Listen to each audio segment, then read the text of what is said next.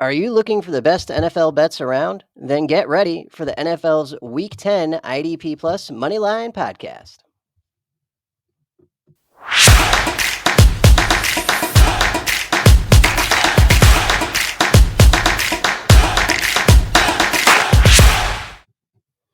Alrighty, welcome back to the IDP Plus Moneyline podcast. How's everybody doing? My name is Johnny the Greek. Welcome to the Week 10 edition. Hope everyone had a good Week 9. We sure did over here. Back to our winning ways, 7-5 for the podcast, 3-0, perfect record for the article last week. So things are looking quite a bit better than the week before. We'll take it. And yep, before we get into this week's games, just a reminder these are not even suggestions. We're literally just discussing bets I might be making personally. Set a limit and stick to it. For help with problem gambling, please call 1-800-GAMBLER. All right, let's get into it here. We got the Week 10 lineup, and we got 4 teams on bye this week, so a couple less games than usual. And as is tradition, we're going to skip the Thursday night game because this probably won't be out in time for anyone to, listen to this and then make a bet on that game.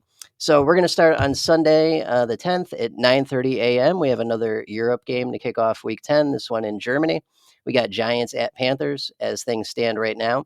Giants are giving 6.5. Carolina is getting 6.5, minus 110 either way for that. Over under of 40.5 points, a little bit lower over under there. Money line is Giants minus 290, Carolina plus 235. And we are going to target the same weakness we always target when the Carolina Panthers are discussed on this program. They're worst in the league rush defense that allows 159.3 yards per game on the ground. That is dead last across the entire league. So this is a great Tyrone Tracy week. We're going to take him at over 70 rushing yards at minus 140. But once again, especially on DraftKings or other sites that have the ladders, quote unquote, there's nothing saying that that's what you have to go with. You could go 80, you could go 90, you could go 100. I'm just choosing one that I think is a good mix of price and likely to happen. So I'm going to say Tyrone Tracy over 70 rush yards at minus 140. He has only cleared this line in 2 of 5 games that he's been the starter, which, obviously isn't great. But once again, this is about as good as it gets matchup wise. Neutral site against the worst rush defense in the entire league. If he can't get over 70 rush yards against the Panthers, he's not getting over 70 against anyone. So I think we're looking pretty good with that. Tyrone Tracy over 70 rush yards minus 140. And that'll take us to our first 1 o'clock game of Week 10. We've got the Bills going to Indy to face the Colts. Right now, Buffalo is giving 4. Indy is getting 4, minus 110 either way. Over under 47 points. Money line is Buffalo minus 198, Indy plus 164. And I feel like Vegas might be off a little bit on this. Indy's better with Flacco, but I don't think they're a 4-point spread better, even at home. I think they're going to get murdered. But I'm still going to go the opposite way with this just to make it safe, just to make it likely that we win this bet. I'm going to say Buffalo minus 2.5 alt line at minus 156. That, by taking it down 1.5 points, Bills only have to win by a field goal now. So that covers us from that direction. And then minus 156 isn't too bad price wise. So never mind the fact that Buffalo is just a better team across the board at almost every single position when I was looking at the rankings. But this Indianapolis defense is still allowing 149.8 yards per game on the ground. That is the second worst across the entire league. Indy is also the 7th worst team in the league for pass defense, so they don't do that well either. And they're going to get shredded this week, absolutely shredded on defense this week. So Buffalo also has the best turnover differential in the league right now at plus 11, whereas Indy is only plus 2, so just barely positive. That tells me that they're going to turn the ball over quite a bit. And we already know that Indy is going to give up yardage and they're going to give up points. And then, beyond that, they're going to turn it over. That is not a winning recipe, especially against a first place Bills team that looks very good. So we're going to go Bills minus 2.5 alt line at minus 156. And we should be looking pretty good for that one, I think. That will take us to next 1 o'clock game, divisional matchup, Falcons at Saints. As things stand right now, it's Atlanta minus 3.5, New Orleans getting 3.5, minus 110 either way or close to it. Over under of 46 points. Money line is Atlanta minus 192, Saints plus 160. And yeah, we're just going to take the Vegas spread and tweak it a little bit because I think Atlanta will definitely win. It's just how much will they win by? And 3.5 is not a great number. If Atlanta wins by just a field goal there, we're screwed. So yeah, I don't like that. We got to cover those obvious winning differences or differentials or numbers, however you want to say it, right? Atlanta winning by 3, Atlanta winning by 7, Atlanta winning by 10, right? Denominations of 3 and 7. So minus 3.5 is not great. That's going to blow up in our faces. So we turn it down by a point. We say Atlanta minus 2.5 alt line at minus 152. And the thought behind this is, so obviously, if anyone saw the Saints game last week, Derek Carr is fairly rusty upon his return from IR. He did not look good. He also threw a hospital ball out there for Chris Olave and got him concussed. So we're probably not getting Chris Olave this week. Rashid Shaheed's already gone for the season, and Kamara can't do everything by himself, especially against this Atlanta defense that has improved significantly since last year. So with this one, I think the eyeball test is all we need. Beyond that, New Orleans has dropped 7 straight games. They are swirling the toilet and they're doing a fire sale, or at least we're starting to do a fire sale, letting Marshawn Lattimore go. If you think you're a playoff team, if you think you're going to compete for the division, you don't let Pro Bowl cornerback Marshawn Lattimore go in a trade, right? So New Orleans knows the deal. Atlanta knows the deal. This is a divisional game that Atlanta can win and improve on their division lead. And I don't think they're going to let that get away from them. So we'll take Atlanta minus 2.5 alt line, minus 152. And that takes us to the next 1 o'clock game. We got Vikings going to Jacksonville to face the Jags. Right now, it's Minnesota -7, Jacksonville +7, roundabout minus 110, either way. Over under of 44 points. Money line is Minnesota minus 325, Jacksonville plus 260. And I think the Vegas spread is very close / likely right now. I just want to tweak it by a half point so that if the Vikings win by exactly a touchdown, we don't get pushed out of this bet or lose it, depending on the site. With a Vikings minus 6.5 alt line at minus 121, we are perfectly safe if they win by just a touchdown. So that's what we're going to do. Turn it down by a half point. And this is covered in the article this week on IDP Plus if you want a big, long explanation. But the short version is Jacksonville isn't terrible, but they're also not good at anything, like legitimately anything. I looked at all their rankings, for this matchup, like I do with every team in every matchup, and they weren't better than like 16th at anything offensively. So that's not ideal. Mediocrity is not going to cut it against this Vikings team. Minnesota is better at pass offense, rushing the ball, overall yards per game. They've got a much better turnover differential, +4 to -7. That is a massive difference. Plus, Minnesota sacks the quarterback a ton. They're the 7th best team in the league for sacking the quarterback, and they are getting healthy while Jacksonville is not. So Christian Kirk just went to IR for Jacksonville. TJ Hawkinson just came back from IR for Minnesota. So 2 teams heading in opposite directions, like ships passing in the night, right? The Vikings have already beaten San Francisco, the Jets, Houston, and Green Bay. They should be A-OK against a hobbled / bad Jacksonville team, whether it's home or away. So we're going to take Vikings minus 6.5 alt line at minus 121, and hopefully we'll be sitting pretty for that one. Alrighty, that'll take us to Steelers at Commanders, next 1 o'clock game. This should be a good one. I think this is probably one of the best games of the week, for sure. Should be some hard-nosed football here. So right now it's Washington -3, Pittsburgh +3, roundabout minus 110 either way.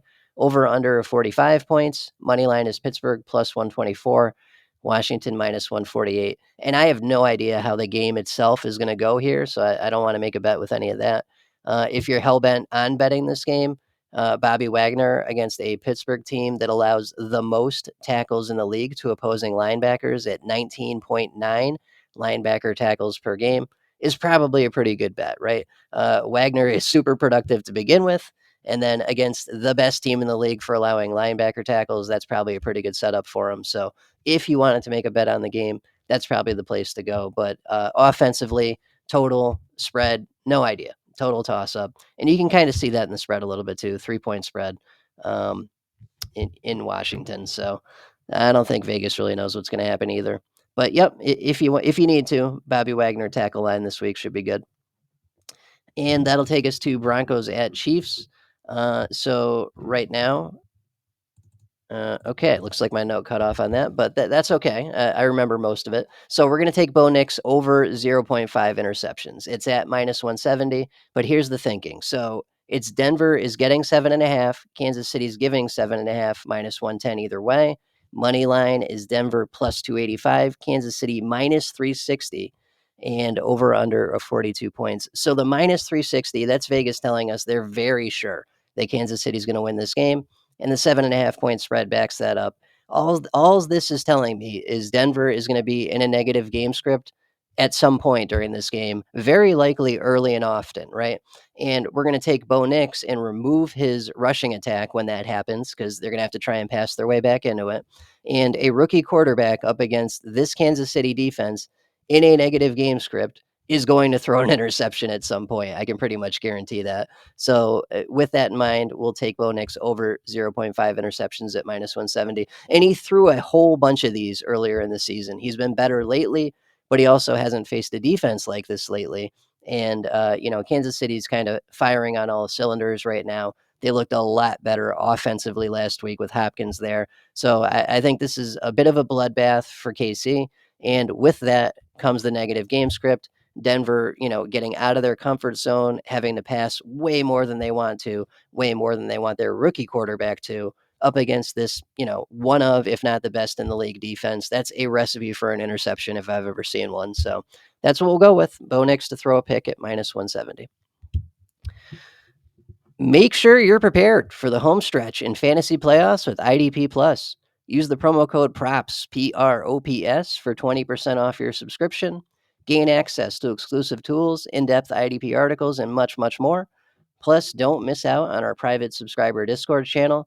Sign up now at idpplus.com/membership. All righty. We've got a couple more 1 o'clock games here. Next one is a bit of a stinker. We got Patriots at Chicago going to face the Bears. As things stand right now, it's the Patriots getting 6, Chicago giving 6, roundabout -110 either way. Lower over under of 38.5 points. That sounds about right. The Chicago offense has been horrendous lately, and the Patriots don't have an offense, and both these defenses are pretty good. So I definitely see that. Money line is Patriots plus 235, Chicago minus 290. And just looking at the different factors in this one, I think this lines up well for Caleb Williams to get over 200 passing yards at -160, and obviously tweak that as you feel you need to. On DraftKings, especially, you can go 200, you can go 220, you can go 240, whatever. Pick whichever level and price you like. I'm going to say over 200 passing yards at -160.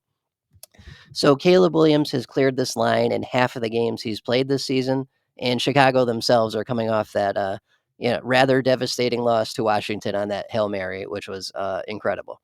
So the passing offense in Chicago has been taking a lot of shit lately. They have not looked good. They've got two Pro Bowl wide receivers and one highly drafted rookie wide receiver that have done almost nothing this season beyond a couple nice DJ Moore games. That's getting some attention. Cole Kmet not having any catches the last game is getting some attention. Caleb Williams regressing a little bit offensively is getting some attention. So, the solution, the medication for this sickness is the Patriots and their defense. So if there's an opportunity for Caleb Williams to figure this thing out, this is it with New England, right? So New England that is probably going to be down Kyle Duggar again this week, just like they were last week, and has had a fluctuating cornerback core basically this entire season, to the point where Marco Wilson, of all players, is stealing snaps from Marcus Jones or Jonathan Jones. If they're desperate enough to be looking at Marco Wilson as a cornerback option routinely, that just shows you what's going on with their secondary. It's not great. So the Patriots also don't really have a pass rush right now. They are the fourth worst team overall across the entire league with only 16 sacks through 9 games. For reference, the leader has 35 sacks through 9 games, and most of the teams are around 25 sacks. So the Patriots are really bad at sacking the quarterback. Their pass defense itself is within the worst third of the league. We already talked about the fluctuation. We already talked about the injuries. So bad secondary, no pressure on the quarterback, easier opponent to start with. This all creates an opportunity for Caleb Williams to work out the passing game kinks this week, and I think he'll do that. And we're not asking for a lot here to begin with, just 200 passing yards at minus 160. I think that's totally doable. So I think we're looking good there. Caleb Williams to get over that line this week. All right, and that'll take us to Bucks, 49ers at Bucks, last 1 o'clock game for Week 10. Right now, it's San Francisco -6, Tampa Bay +6, roundabout -110 either way. Huge over/under of 50.5 points. Money line is San Fran -270, Tampa Bay +220. And I'm gonna, to be honest with you, this is not my favorite one, but it's more of a gut feeling. But it is what it is. I'm going to take Tampa Bay plus 7.5 alt line at minus 144. So Tampa Bay has been scrappy even without Chris Godwin and Mike Evans. They've only lost by 5 and 6 points the last 2 games, respectively, and they've been competitive without their 2 best receivers. And it's totally changed the landscape of their offense. They don't target their wide receivers anymore. They went from being a top 10 team in the league for targeting wide receivers to within the worst third of the league in just a couple of few short weeks here. That's because they don't have any good wide receivers to target anymore. So, they've had to change everything up, and they've been able to do so. Now it's just Cade Otton and the running backs that are getting the targets, but they're still scoring a bunch of points. They're still competitive. They're still in these games, right? So we're not asking them to win. We're asking them to hang with San Francisco this week and lose by a touchdown or less. That's it. I think that's totally doable against this 49ers team that's also pretty beat up. No Ayuk. CMC is already iffy. He should be back this week. Who the hell knows with that guy? Nick Bosa is questionable. Javarius Ward is questionable. And the Niners have lost to worse teams than this already this season. We've seen that happen on a few different occasions. So yes, San Fran's actually they're not. They're on the road. So this is a home game for Tampa Bay, which is even better. We know Tampa Bay is scrappy. We know they're going to fight. We know they've got pride, and they're only a couple games out of the division lead. So it's not like their season's over. So I think we get a good performance out of Tampa Bay, at least good enough to cover this alt line of plus 7.5 at minus 144. We'll see what happens. Alrighty, and that gets us to the first 4 o'clock game of Week 10. We got Titans at Chargers. Right now, it's Tennessee plus 7. Chargers giving 7, minus 110 either way. Lower over under of 39 points. Money line is Tennessee plus 275. Chargers minus 345. I like the Vegas spread here. I feel like it's about right. I'm just going to tweak it by a half point because the plus 7 is never a good idea. If the Chargers win by exactly 7, depending on the book you bet with, it could be a push, it could be a loss. So we remove it from the equation completely by getting rid of that half point. So we're going to go Chargers alt line minus 6.5 at minus 129. And you could, if you want, you could keep the Vegas line here, or you could even tweak it in the other direction. That's what I would do. Go Chargers minus 9.5, Chargers minus 13.5, right? Because this thing should be an absolute bloodbath. The only reason I'm saying minus 6.5 at minus 129 is, once again, it's a good mix of price and likely to happen. This is a results oriented business, so I got to try and get these right. Okay, so just diving into this a little bit. So the Chargers are only allowing 12.6 points per game. That's it. That is first overall in the entire league, and that is up against much better offenses than what we're seeing this week in Tennessee. The Chargers have a +9 turnover differential. Tennessee is -11. That is the second worst overall in the league. That is not good. That tells me that Tennessee is not going to be able to score much against the best points per game defense in the league. B, they're going to turn the ball over a lot, right? That's not a good way to win the game either. So yeah, Tennessee's not going to be able to score much. They will be turning over quite a bit, and the Chargers have clearly been letting Justin Herbert throw it a bit more the last few weeks. So weeks 1 through 4, the Chargers did not clear 180 passing yards that entire first month of the season. They were not a good passing team at all. The last 4 weeks, they haven't been any lower than 237 for passing yards, and they've had games of over 350, I believe it was. It was like 320, 350. So Herbert's ankle is clearly feeling better. They've noticed they're letting him throw more. Any of you guys that have Quentin Johnson or Josh Palmer shares or Lad McConkey shares know this already. You've seen them go from not doing much to doing a ton in the last few weeks here. So this is now a balanced offense in Los Angeles. It's not just run the ball, play defense, limit mistakes. It's all those things plus the occasional deep shot on play action, plus Justin Herbert being Justin Herbert, just, airing it out and completing passes left and right. So this is all beautiful and lining up very well for the Chargers and not well at all for Tennessee. Should be an absolute bloodbath. I think we easily cover Chargers -6.5 at -129. So that's what we got for that one. Want a little extra in your fantasy football bankroll? Deposit just $10 with FanDuel and get $50 in bonus bets. It's the perfect boost to keep your season going. Don't wait. Claim your bonus now at idpplus.com/FanDuel. Alrighty, next 4 o'clock game, divisional battle, another bloodbath. That seems to be the theme of this week. We got Eagles going to Jerry World to face the Cowboys that don't have Dak Prescott for the next month or so, as if things weren't already bad enough. So right now they've got Philly -7, Dallas +7, -110 either way. Over under 43 points. Money line is Philly -360, Dallas +285. And I like the Vegas line. I just don't like the -7. So we're going to make it Eagles -6.5 instead at -129 using an alt line.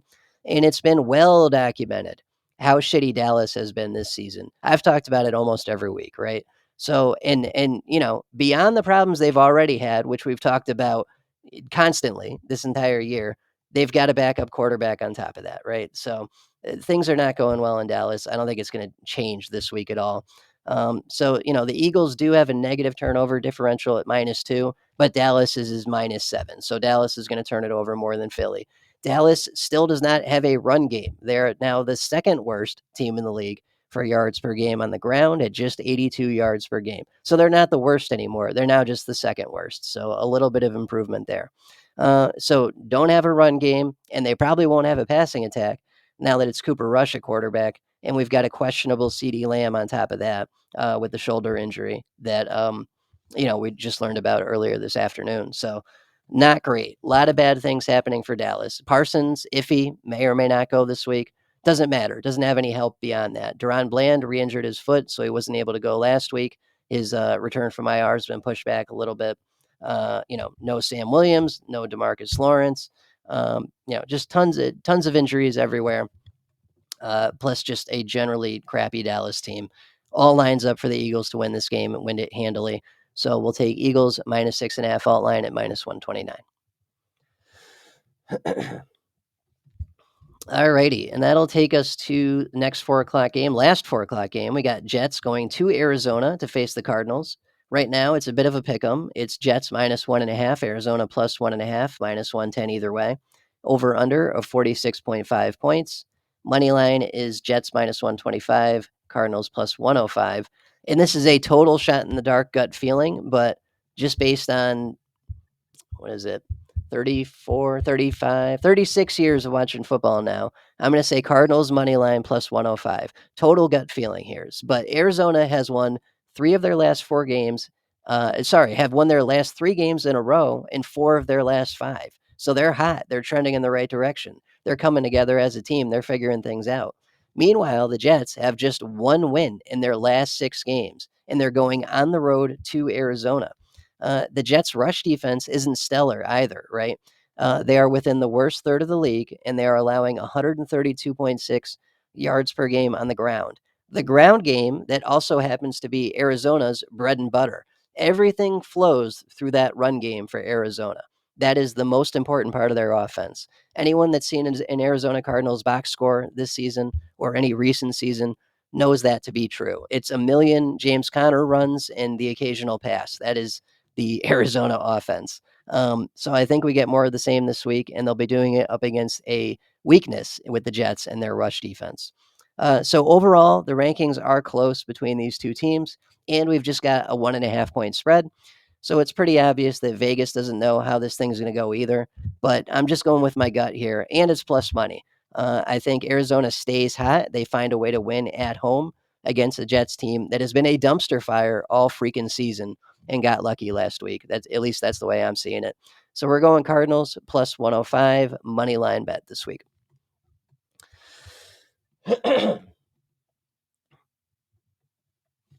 Alrighty, and that'll take us to the Sunday night game, which should be very good. We've got Lions going to Houston to play the Texans. Right now, it's Detroit minus 3.5, Houston plus 3.5, minus 110 either way.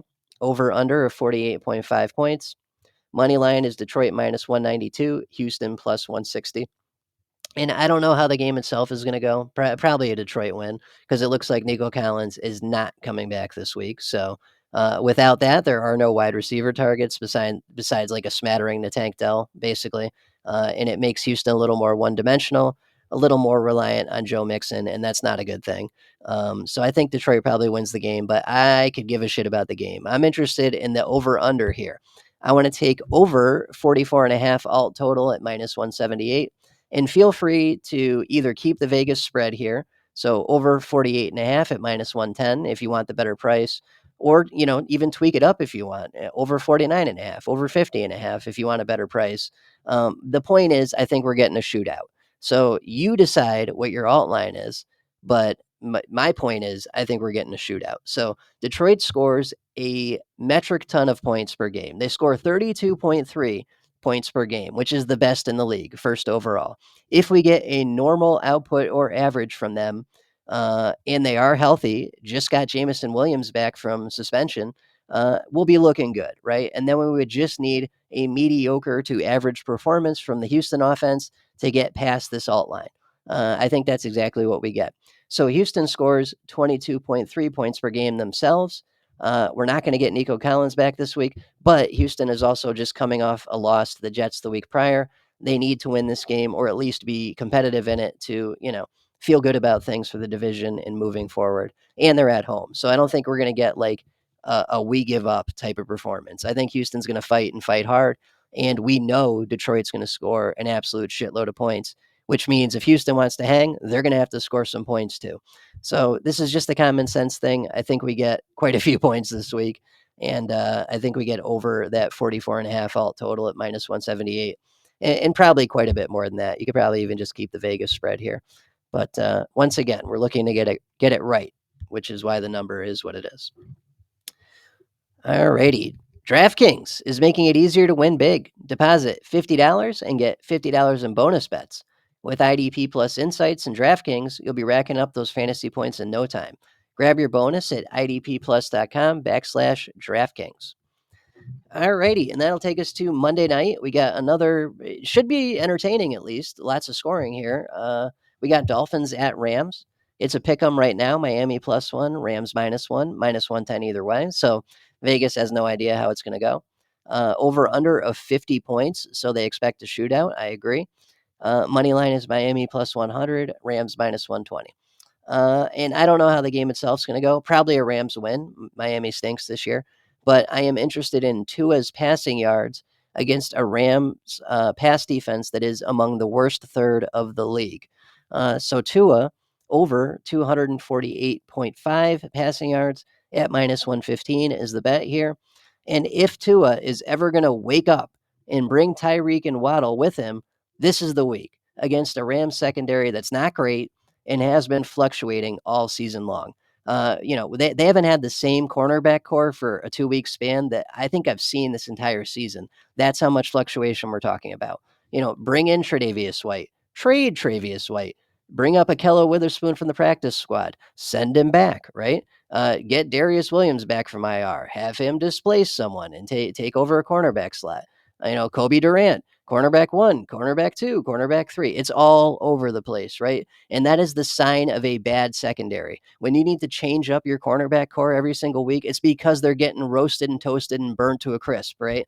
Good cornerback cores do not change every week. The Jets cornerback core is always the same shit because they're very good. It's always DJ Reed. It's always Sauce Gardner. It's always Michael Carter because those are 3 very good cornerbacks. We are not getting that here in Los Angeles. So Miami will be up against a bad secondary and a Rams team that is just 16th overall for sacks on the season. So not a very good team at sacking the quarterback. So Tua is going to have extra time in the pocket up against a bad secondary. That's about as good as it gets, and it's going to be outdoors in Los Angeles. Shit, that stadium might even have a dome. So whatever. It's California. Weather's not going to be a huge factor. So everything's lining up for this to be about as good a situation as possible for Tua to figure his shit out and get back on the right side of production where we need him to be. Beyond that, it's likely that the Rams are going to get out in front at some point and force a negative game script. And with a 50-point total, Vegas thinks we're getting a shootout, so we should have quite a bit of production to begin with. And with that likely negative game script, Miami will, have to abandon the run at some point and just start throwing to catch up or stay with the Rams. So I think we've got multiple different factors from multiple different angles coming together to give Tua a decent shot at getting over this line, 248.5 passing yards at minus 115.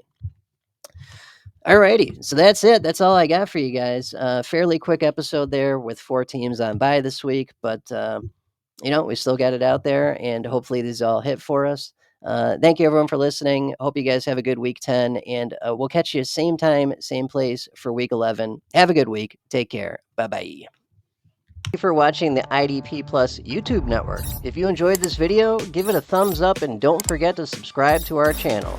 Be sure to tap the bell icon to get notified whenever we upload new content.